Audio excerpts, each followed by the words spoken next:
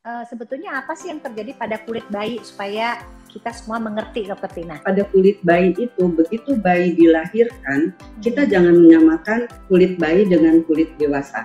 Ya, kulit bayi itu tentunya ikatan sel-sel kulitnya masih longgar. Karena kasus atopik ini makin banyak ya.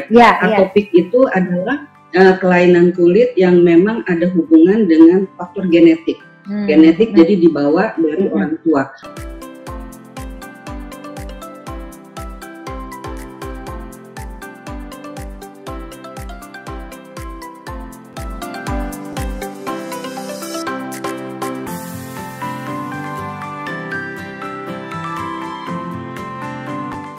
Ya, Dokter Tina tambah cantik. Saya udah lama ya nggak ke Dokter Tina ya.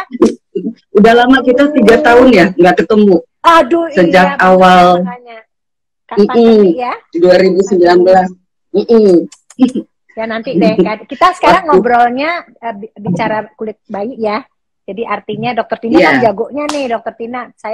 Ini akun saya sebetulnya baru, Dokter Tina. Jadi mungkin mudah-mudahan nanti Dokter Tina kalau udah ini, Dokter Tina save ya, jangan sampai hilang, Dokter Tina.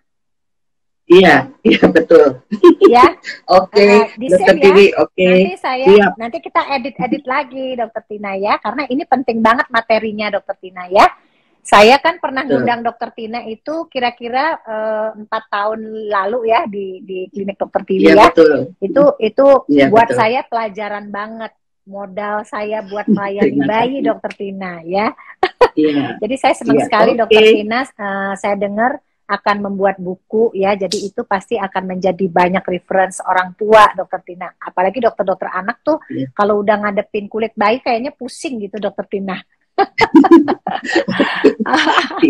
Dokter Tina, kita ngobrol dari yang gampang-gampang, Dokter Tina ya, yang sering-sering ya. Saya kan bekerja di rumah sakit Bunda itu kan melayani bayi baru lahir, Dokter Tina ya, yang sering kali ditanyakan oleh ibu ya, kan kita biasanya melayani itu menyusui gitu ya, menyusui bayi. Jadi maksudnya jarang lah pakai formula. Nah, jadi kan jadi tidak ada susu formula sebetulnya di tempat kami itu. Nah, tetapi seringkali bayi itu kalau baru lahir masih di kamar, masih di rumah sakit ya, baru 1-2 hari gitu udah mulai tuh ada yang merahnya jelas kayak urtika, tapi ada juga yang kecil-kecil gitu. Nah, itu seringkali kan membuat cemas, Dokter Tina. Boleh nggak Dokter Tina menjelaskan sebetulnya apa sih yang terjadi pada kulit bayi supaya kita semua mengerti, Dokter Tina? Silakan, Dokter Tina.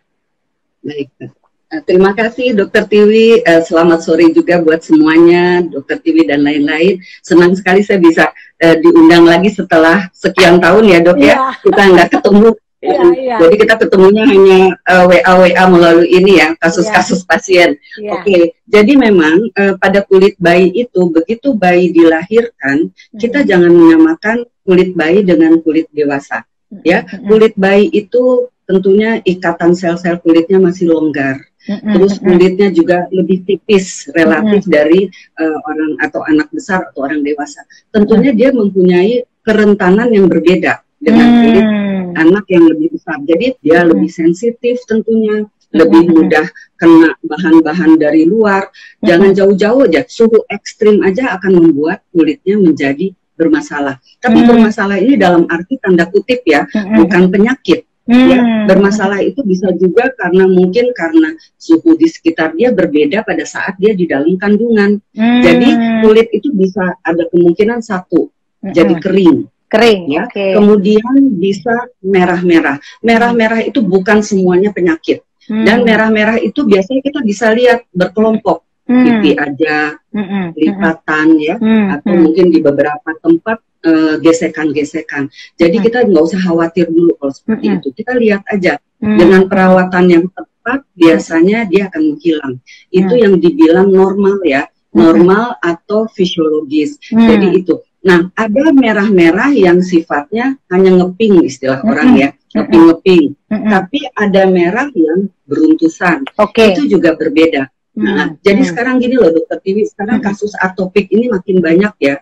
Atopik itu adalah kelainan kulit yang memang ada hubungan dengan faktor genetik. Genetik jadi dibawa dari orang tua. Bukan berarti orang tuanya juga merah-merah, tapi dasar kulitnya adalah kering. Jadi si anak itu mewariskan kulit keringnya. Nah, kulit kering itu kalau pada bayi-bayi kan pertahanannya kurang lembab. Jadi dengan gesekan sedikit aja dia bisa merah. Kadang-kadang dia tidur tengkurap, dia gosok-gosok merah.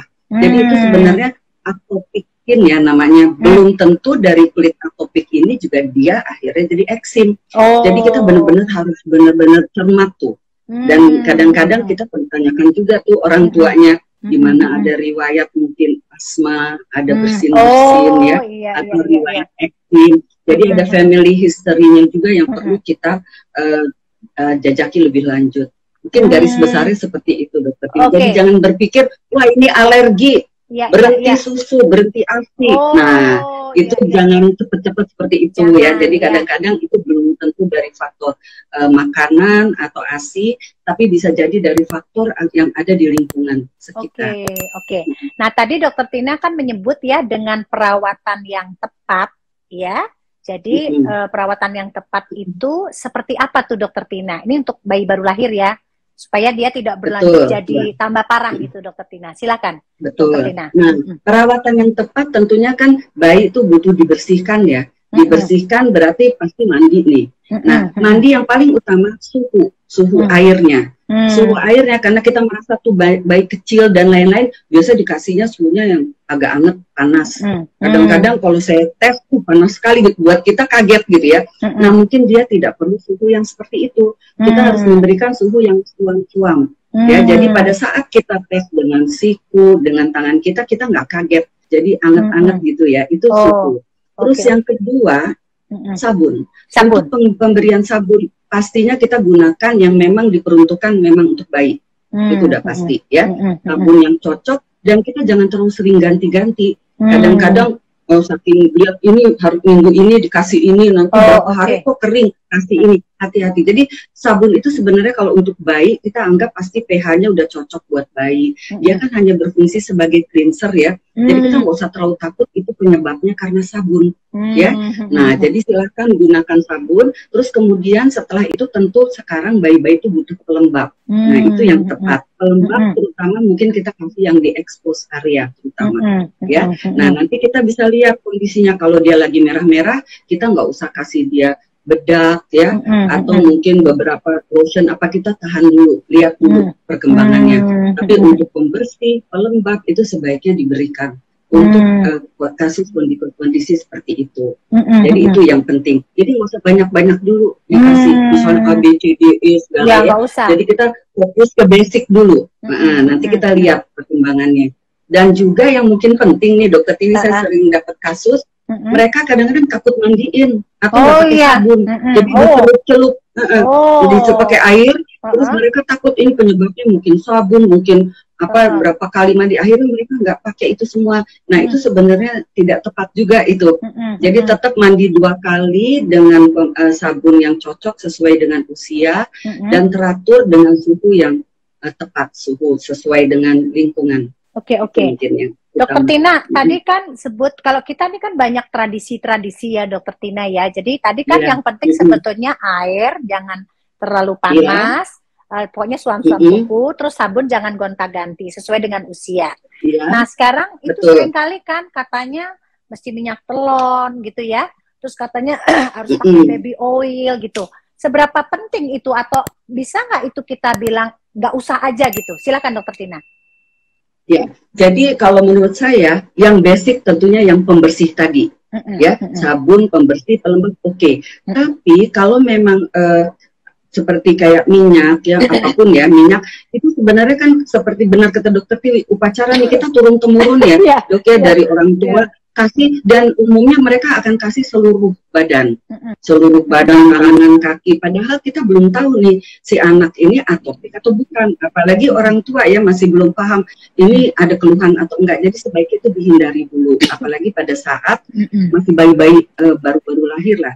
Jadi kita hindari dulu. Kalaupun dia perlu, misalnya kan kadang-kadang bayi suka kedinginan atau kembung, bisa kita kasih di telapak kaki.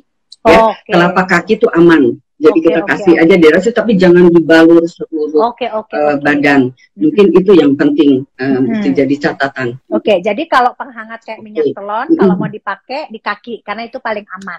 Kalau baby oil Iya, itu telapak kaki. bagaimana fungsinya, Dokter Tina? Baby oil itu bisa nggak sih kita? Bagaimana? Baby oil itu kan Iya, kurang-kurang betul. ditaruh di airnya gitu ya. Kadang-kadang dipakai buat bersihin kupingnya. Kadang-kadang itu dia tuh dermatitisnya jadi lokal di sebelah-sebelah situ, Dokter Tina. Betul, Nah, betul. gimana Ya. tuh Jadi kalau Dokter Tina? Silakan. boleh. Kalau untuk baby oil, saya tidak, maksudnya kita tidak anjurkan untuk dimasukin ke air, ya. Jadi menurut saya tidak perlu kalau masuk ke air. Tapi kalau dia kan fungsinya dia sebenarnya melunakkan ya. Jadi kalau misalnya ada daerah telinga yang keras-keras kita pakai, jadi bukan merupakan rutin pembersih ya. Jadi kalau kita misalnya ada kerak-kerak, dia mungkin perlu dibersihkan. Jadi itu juga sama, bukan kayak harus dilakukan semua. Jadi di sini baby oil, di sini tidak. Ya, jadi kita gunakan sesuai dengan kebutuhan. Intinya baby oil itu untuk melunakkan. Kadang-kadang di kepala ada kerak-kerak, itu kita bisa bantu tuh dengan baby oil. Tapi begitu dia lepas keraknya, nggak usah lagi. Gitu. Jadi semua berdasarkan kebutuhan kulit bayinya. Gitu. Kalau pengalaman Dokter Tina ya kan banyak ya bayi itu kan dimasas misalnya ya. Jadi kadang-kadang bayi-bayi yang sensitif itu, Dokter Tina, itu bisa seluruh tubuhnya itu jadi kayak bintik-bintik merah gitu ya. Nah, sebetulnya sih pemilihan minyak-minyak untuk masas gitu ya, atau bagaimana cara yang tepat kalau misalnya dia mau masas nih. Kadang-kadang kan ada yang didiemin dulu, atau kadang-kadang ada yang dimandikan. Itu sebetulnya mana yang lebih tepat, Dokter Tina? Untuk kosmetik kulit ya, untuk kesehatan kulit lah. Silakan, Dokter Tina. Kesehatan kulit. Jadi gini, kalau untuk masas itu kan sebenarnya ini tren-tren terakhir ya, Dokter Tiwi ya. Ternyata dengan masas tuh si bayi lebih pules tidurnya, mungkin karena nyaman. Jadi bukan orang dewasa aja yang nyaman ternyata bayi juga dengan masas yang tepat, ya dia jadi menikmati. Mungkin bayinya agak susah ini ya tidur. Nah itu oke. Tapi mungkin untuk bayi-bayi yang tidak ada keluhan, jadi pada saat dia lahir 2 minggu pertama dia bagus-bagus aja kulitnya, tidak ada masalah, menurut saya itu oke ya. Jadi dia bisa pilih bahan-bahan moisturizer yang memang untuk bayi, menurut saya sih oke. Tapi kalau dia dari awal sudah ada merah, mungkin kita tunda dulu. Ya, nanti dia bisa berkonsultasi apakah ini bisa menggunakan bahan-bahan seperti ini. Nah, itu mungkin akan harus diperhatikan seperti itu. Tapi kalau dia normal, tidak pernah ada masalah dari lahir, biasanya ya Dokter Tiwi kita akan melihat kalau kelainan yang tidak normal, yang tidak biasa, 2 minggu ke atas sampai 1 bulan. Kalau dari seminggu masih berapa hari itu masih yang normal. Ya, jadi itu bisa hilang sendirinya. Tapi begitu di atas 2 minggu, 3 minggu dia mulai keluar yang tadinya mulus, tiba-tiba jadi bercak-bercak merah. Nah, berarti kita harus ingat nih, wah ini pasti ada sesuatu yang mesti diperiksa lebih lanjut. Nah, kita tunda dulu masasnya ya, karena nanti kan akan berpengaruh ke seluruh yang tadi Dokter Tiwi bilang, malah nanti akhirnya jadi beruntusan, jadi bintik-bintik, jadi kering. Jadi itu sebaiknya ditunda dulu ininya untuk masasnya. Oke, Dokter Tina. Kenapa? Pelajarannya Dokter Tina ini kan nempel banget di saya karena saya kan sering banget nanya Dokter Tina ya. Jadi saya sering banget karena ini memang ilmu yang kayaknya gampang tapi susah gitu ya. Jadi saya mau bertanya nih tentang, saya kan pernah ya waktu gempa di Padang, Dokter Tina ya, saya pernah membantu di situ selama 2 minggu. Nah, saya tinggal di rumah penduduk gitu ya. Kebetulan rumah penduduk itu ada bayi itu baru umur 1 bulan, Dokter Tina. Kulitnya tuh bagus banget. Saya sampai heran, rupanya rahasianya begini Dokter Tina. Ini saya mau tanya, ada hubungan nggak? Pagi-pagi itu ya, mandi pagi nih Dokter Tina, bener-bener di air sumur gitu, air yang tidak hangat, air sumur gitu.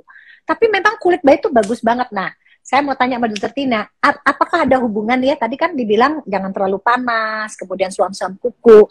Sebetulnya sih yang paling bagus buat kulit tuh, itu sebetulnya air yang mana sih Dokter Tina? Silakan Dokter Tina. Kalau untuk suhu nih air, kalau kita ngomong jujurnya ya, sebenarnya yang paling bagus air dingin. Air dingin itu maksud saya air biasa ya. Air biasa. Apa yang kita keluar dari ledeng itu suhu yang bagus. Tapi kan kalau kayak kita di Jakarta nih Dokter Tiwi, coba deh kita rasain. Air ledeng sore-sore itu udah panas. Siang panas. Ini. Nah, kalau sumur beda. Dia emang dari situ udah dingin. Yang kita, apalagi kalau air yang kita endapkan, kita bisa kok misalnya Dokter Tiwi kita tampung di ember. Terus kita diamin, nanti kita mandiin itu juga bisa. Jadi tapi kalau lewat coba mandi jam 4 semua anget. Anget. Nah kalau kita yang udah misalnya kalau orang tua mandi air anget udah enak aja tuh menikmati gitu. Atau anak-anak ya padahal itu suhu itu yang kadang membuat kulit kita jadi lebih kering. Apalagi kalau kita mandinya pagi sore dengan suhu yang panas seperti itu. Nah memang baiknya kita seperti yang dokter Tiwi, makanya bagus-bagus tuh kulitnya tinggal di daerah ini. Apalagi kalau tidak punya ini, tidak punya air anget tuh, kan mau nggak mau kan harus mandi. Nah, mulai dari anak, bayi sampai dewasa itu kulitnya bagus-bagus, lembab-lembab. Jadi gitu. Jadi sekarang mungkin tren kita ya selama ini kita rubah dulu deh, cuci muka air dingin, mandi air dingin dulu. Kecuali kalau kita sakit ya sekali-sekali mungkin nggak nyaman air dingin. Tapi kalau kita bagus teratur pasti beda kulit kita gitu. Jadi air dingin ya. Aduh seneng saya dengar cerita tentang dokter Tina. Jadi lebih kuat kita menganjurkan karena sebetulnya sih begitu kulitnya jelek dokter Tina nih, saya karena sering belajar sama dokter Tina, jadi saya kan mau buktikan dan dokter Tina. Jadi saya biasanya kalau bayinya gendut, kulitnya kayaknya sensitif banget. Salah satu anjuran saya ini karena pelajaran dokter Tina, saya minta airnya lebih dingin gitu. Saya bilang ya, memang kulit itu cuman kasih air dingin aja kenapa jadi bagus gitu. Jadi artinya betul. Padahal cuma mandi air dingin aja, nggak maksudnya nggak diubah apa-apa. Memang kan sabun udah pasti dia udah pakai. Tapi perkara air. Nah kemudian saya mau bertanya lagi, kalau AC ya dokter Tina, sekarang kan orang tinggalnya di apartemen ya, kemudian mandinya air panas. Tadi mudah-mudahan udah kunci satu tadi kan mandi sabun jangan diganti-ganti terus air. Kalau AC dokter Tina ya. Kan kita ini di Jakarta jarang yang nggak pakai AC dokter Tina. Setiap kali saya bilang, ibu AC-nya jangan terlalu, itu pasti mengkeret langsung ibunya. Jadi artinya seberapa pengaruhnya sebetulnya AC ini untuk kesehatan kulit dokter Tina? Silakan dokter Tina. Ya, terima kasih. Gini dokter Tina, kan AC itu pasti suhu kelembapannya kadang-kadang kita nggak bisa atur. Kalau suhu bisa ya, suhu mungkin kita pengen 22, 20 bisa. Tapi kelembapan kita nggak tahu tuh. Kadang-kadang kan di AC udah di set seperti itu. Nah, kalau kita pakai terus-menerus 24 jam yang tidak pernah diberhentiin, pasti akan berpengaruh ke kulit kita. Ya, itu yang utama. Jadi kalau memang di sini kita nggak mungkin lah tidur, kita nggak pakai AC kepanasan semuanya. Jadi kita bisa atur. Misalnya semalaman pakai, pagi berhenti. Jadi kita harus ada waktu untuk keringetan, jadi ada pertukaran udara juga ya, lebih baik dibuka semuanya. Makanya kita kadang-kadang suruh jemur sebentar ya, biar kulit kita tuh bagus ya, pertukaran udara, terus kulit kita jadi lebih lembab, merangsang, keluarnya minyak, keringat, justru itu bagus ya. Nah nanti sore pasang lagi. Jadi kadang-kadang sesuatu yang berlebihan itu pasti akan memberi dampak ke kulit kita. Kita mesti ingat ya bahwa kulit itu adalah bagian yang paling luar dari tubuh kita. Setuju nggak dokter Tiwi kalau kulit itu pasti yang paling berat kerjanya kan? Iya, dia mesti melindungi semua dari atas sampai bawah. Jadi kalau kulit di luar ini, jadi kadang-kadang ini dokter-dokter kulit suka berpikir kalau ada sesuatu di orang, sesuatu di siapa aja, entah anak, bayi, pasti kulit yang kelihatan. Kalau lagi sakit, pucat kulitnya. Kalau lagi ya ambil yang gedean deh. Kalau lagi malu agak merah-merah semua. Jadi kulit itu sebenarnya cermin ya. Jadi yang paling jaga cermin kita nih. Jadi kita bisa tahu wah ini pasti lagi stres nih, jerawat keluar, eksim keluar ya. Jadi yang paling penting gimana caranya supaya kita sehat nih kulitnya. Otomatis sehat semua, ngaca semangat ya gitu ya. Jadi akhirnya ya otomatis kita jadi nggak stres gitu. Jadi si bayi juga sama seperti itu. Oh gitu dokter Tina, baru saya maksudnya memang sih kalau nggak pakai AC itu justru kalau berkeringat itu justru menimbulkan minyak yang baik juga untuk untuk kulit. Gitu. Betul. Jadi bedanya gini aja ya dokter Tiwi, dulu waktu kita belum pandemi, kita kan banyak outdoor ya kerjanya ya. Kita sering kayak berkeringat, berminyak, kulit itu semua pada bagus, seneng. Begitu sekarang masuk pandemi, indoor 24 jam di dalam ruangan, gadget, lampu, semuanya kulit lebih kering, lebih kusam ya, itu ada pengaruh. Bayi juga begitu, cuma kan bayi kan masih sensitif, berarti kan dia perlu kita lindungi tuh, dikasih pelembab ya. Nah itu, jadi boleh saja pakai AC, tapi ekstra pelembab mesti dikasih gitu. Mm-mm. Oke, Ya, oke. jadi Oh kita lihat gitu. kondisi Oke, oke, oke, masing-masing. oke. Mm-mm. Mm-mm.